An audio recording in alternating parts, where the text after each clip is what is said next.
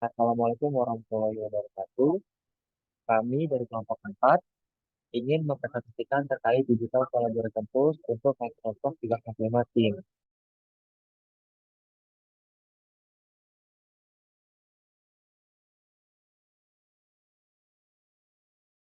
Perkenalkan, saya Dina Satra Aji, dan ada teman-teman saya, Elsa Herlina, Putri, dari Biologi, Rizky Devano, PH Firmino Korea, dan juga Erika Setiawarna dari Jepang.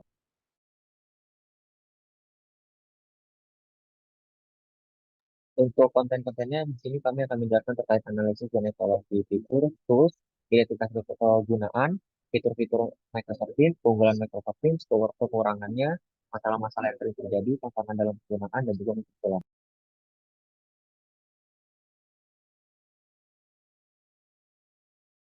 Yang pertama, kami akan membahas terkait analisis dan evaluasi fitur pada Microsoft Teams.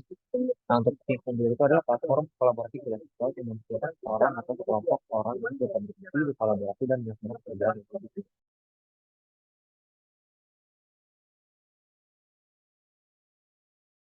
Nah, untuk analisis dan evaluasi itu ada kelebihan juga, ada kelebihan, kekurangan, dan juga evaluasi.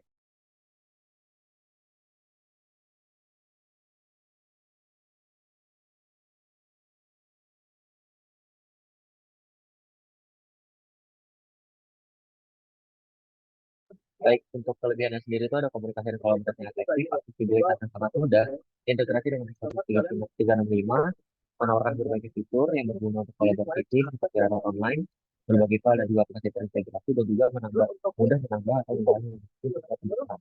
Untuk ukuran sendiri, itu membutuhkan untuk fitur yang ada, dan digunakan secara efektif, memperkuat koneksi internet yang stabil untuk menggunakan semua fiturnya, opsi penyesuaian terbatas, yang dibandingkan dengan solusi kolaborasi lain dan juga data yang disimpan di cloud menimbulkan kekhawatiran frustasi bagi sebagian pengguna.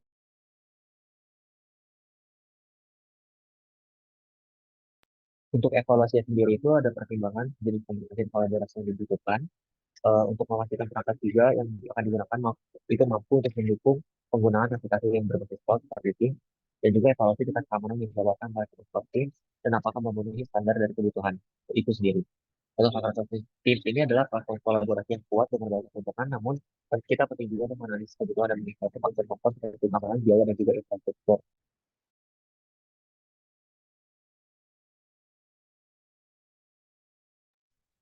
Baik, selanjutnya adalah identifikasi kegunaan dan fitur Microsoft Teams. Boleh di slide. Identifikasi kegunaan yang pertama adalah komunikasi tim. Jadi Microsoft Teams itu memfasilitasi komunikasi internal tim melalui chat, panggilan suara, dan video. Nah, untuk kegunaannya sendiri itu untuk mempercepat proses komunikasi dengan memungkinkan pertukaran informasi secara real time, mengurangi email, dan meningkatkan efisiensi rapat dengan video dan konferensi audio. Yang kedua itu kolaborasi. Jadi Teams itu memungkinkan pengguna untuk berkolaborasi dalam satu tempat akses. Untuk kegunaannya sendiri itu memperkuat kerjasama tim, bagian melalui pembagian dan pengerjaan bersama dokumen Office, dan memungkinkan revisi simultan, dan juga menyediakan ruang virtual untuk brainstorming. Dan yang ketiga itu ada manajemen proyek. Teams itu dilengkapi dengan alat untuk pengelolaan proyek seperti penjadwalan tugas, integrasi aplikasi manajemen proyek, dan tab untuk pelacakan kemajuan. Untuk kegunaannya sendiri, itu memudahkan pengaturan tugas, penjadwalan deadline, dan pemantauan kemajuan proyek, sehingga meningkatkan produktivitas dan akuntabilitas dalam tim.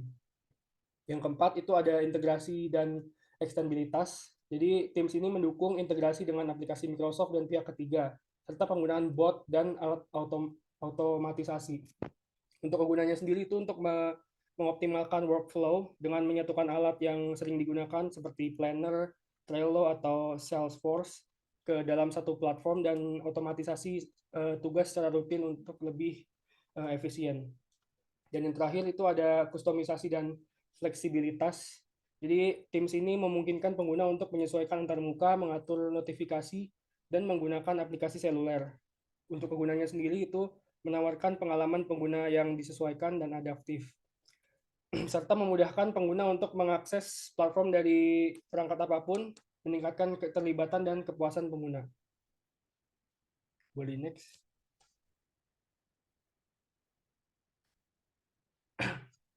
Selanjutnya, fitur Microsoft Teams yang pertama itu adalah panggilan video rapat. Jadi Teams ini menyediakan kapabilitas untuk melakukan panggilan video dan menyelenggarakan rapat virtual dengan peserta yang banyak. Hal ini memungkinkan pertemuan tim secara virtual, webinar, dan konferensi dengan dukungan fitur seperti berbagi layar, rekaman rapat, dan ruang rapat virtual.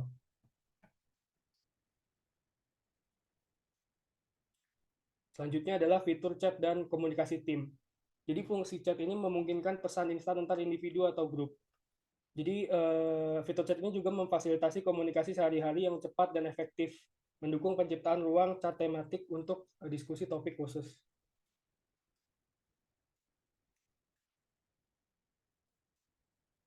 Yang ketiga adalah Kanban boards dengan Microsoft Planner. Jadi terdapat fitur integrasi dengan Microsoft Planner yang menyediakan fitur papan Kanban untuk manajemen tugas dan proyek. Hal ini memudahkan pelacakan tugas, penugasan, dan deadline dalam format visual yang mudah diakses dan dikelola.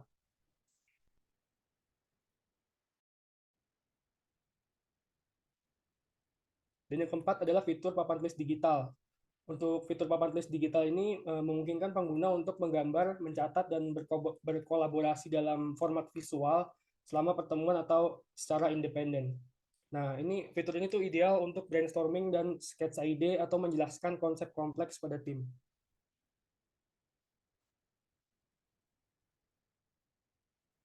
Dan yang terakhir adalah bot dan integrasi aplikasi pihak ketiga.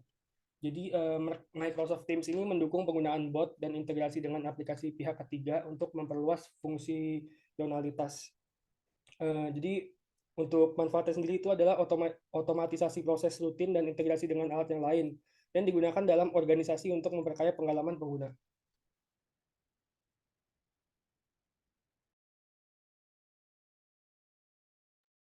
Untuk selanjutnya, mari kita membahas lebih dalam tentang bagaimana keunggulan jika dibandingkan dengan kekurangan untuk Microsoft Teams itu sendiri secara lebih detail.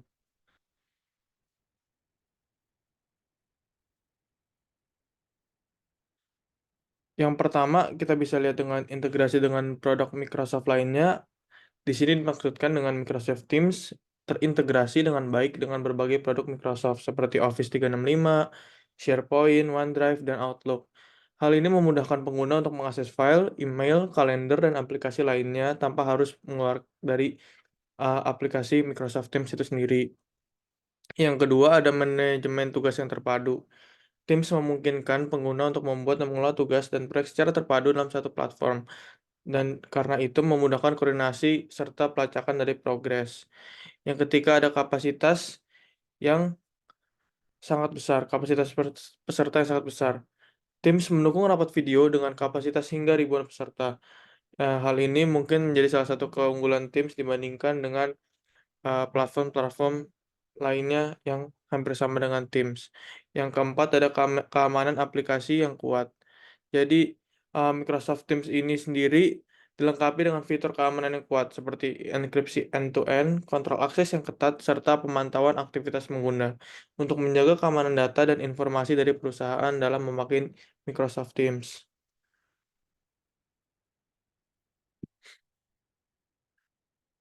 Untuk dari kekurangan Microsoft Teams sendiri juga ada 4. Di sini ada konsumsi sumber daya yang besar. Di sini Microsoft Teams dapat mengkonsumsi sumber daya yang besar, terutama saat menggunakan fitur-fitur seperti video conference dengan banyak peserta atau berbagi file yang besar. Yang kedua, ada ketergantungan pada koneksi internet. Penggunaan Teams yang optimal seringkali terkait dengan penggunaan produk-produk Microsoft lainnya. Jadi, untuk menggunakan produk-produk tersebut, koneksi internet yang sangat bagus sangat dibutuhkan dalam mengakses aplikasi tersebut. Gangguan koneksi dapat menghambat penggunaan secara efektif, terutama saat melakukan rapat video atau berbagi file dalam platform-platform yang terintegrasi. Yang ketiga, ada kompleksitas penggunaan yang tinggi. Jadi, kompleksitas penggunaan di sini untuk pengguna baru Microsoft Teams bisa terasa kompleks karena banyak fitur dan kemampuan yang dimiliki oleh Microsoft Teams. Seperti yang tadi sudah dijelaskan, diperlukan waktu atau pelatihan untuk memahami dan memanfaatkan segala keunggulan-keunggulan dari fitur yang tersedia dalam Microsoft Teams. Yang keempat atau yang terakhir, pemrosesan data yang tergolong lambat. Beberapa pengguna mengalami bahwa Teams dapat memproses data dengan lambat, terutama saat membuka atau mengelola channel atau grup kerja dengan banyak anggota.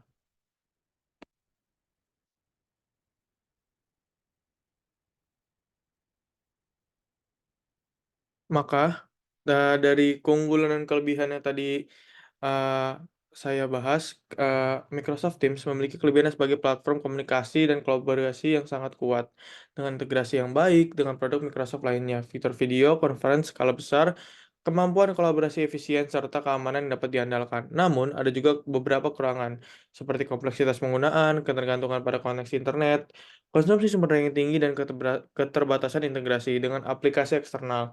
Dengan pemahaman yang baik tentang kelebihan dan kekurangan ini, perusahaan dapat memanfaatkan Microsoft Teams secara optimal untuk meningkatkan produktivitas kolaborasi tim.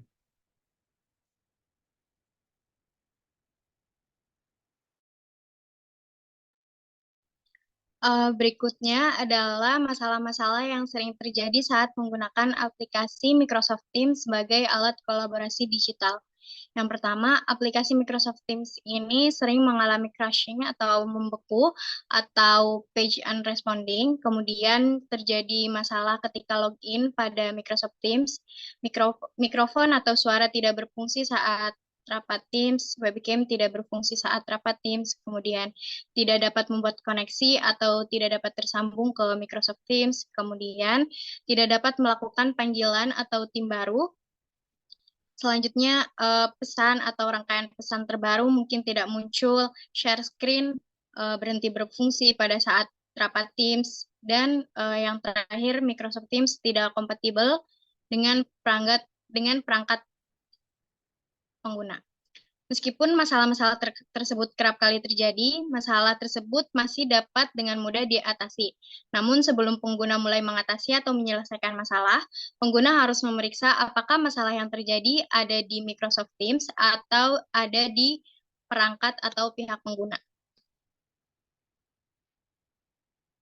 Kemudian tantangan yang harus dihadapi ketika menggunakan Microsoft Teams. Berikut merupakan beberapa tantangan yang dapat terjadi dan harus dihadapi ketika menggunakan aplikasi Microsoft Teams sebagai alat kolaborasi digital. Yang pertama, adanya resistensi awal atau penolakan user dalam mengadopsi Microsoft Teams. Hal tersebut terjadi karena Microsoft Teams merupakan platform yang terhitung baru, sehingga terasa masih asing bagi pengguna. Hal tersebut memungkinkan banyak dari pengguna lebih memilih platform lain yang sudah lebih akrab dan lebih sering digunakan oleh mereka. Kemudian yang kedua, kesulitan dalam menavigasi Microsoft Teams karena kurangnya pengetahuan tentang cara menggunakan Microsoft Teams secara efektif. Sebagaimana yang telah dijelaskan sebelumnya, Microsoft Teams memiliki banyak fitur-fitur yang sebenarnya sangat canggih, tetapi mungkin dapat membingungkan bagi user baru yang belum terbiasa. Yang ketiga, kurangnya data kelola dan kontrol atas penggunaan Microsoft Teams. Teams memungkinkan pengguna eksternal dapat ditambahkan ke tim atau saluran dengan menggunakan akses tamu, sehingga hal tersebut dapat menyebabkan kebocoran data jika tidak dipantau dengan cermat. Yang terakhir, kesulitan dalam mengintegrasikan Microsoft Teams dengan alat dan platform lain. Banyak organisasi menggunakan berbagai alat dan platform untuk berbagai aspek pekerjaan mereka, sehingga sulit untuk mengintegrasikan Microsoft Teams secara lancar dengan alat dan alur kerja yang ada. Kemudian yang terakhir adalah kesimpulan. Microsoft Teams merupakan alat kolaborasi digital yang menawarkan berbagai keunggulan bagi kolaborasi tim. Penggunaan Microsoft Teams yang efektif memerlukan waktu dan sumber daya yang cukup untuk melatih pengguna dalam menggunakan Microsoft Teams yang dilengkapi dengan banyak fitur yang canggih. Penggunaan Microsoft Teams sebagai aplikasi kolaborasi tidak luput dari masalah dan tantangan, sehingga perlu upaya untuk mengatasi masalah dan tantangan tersebut, serta memaksimalkan potensinya sebagai alat kolaborasi digital yang kuat. Demikian presentasi dari kelompok 4. Terima kasih.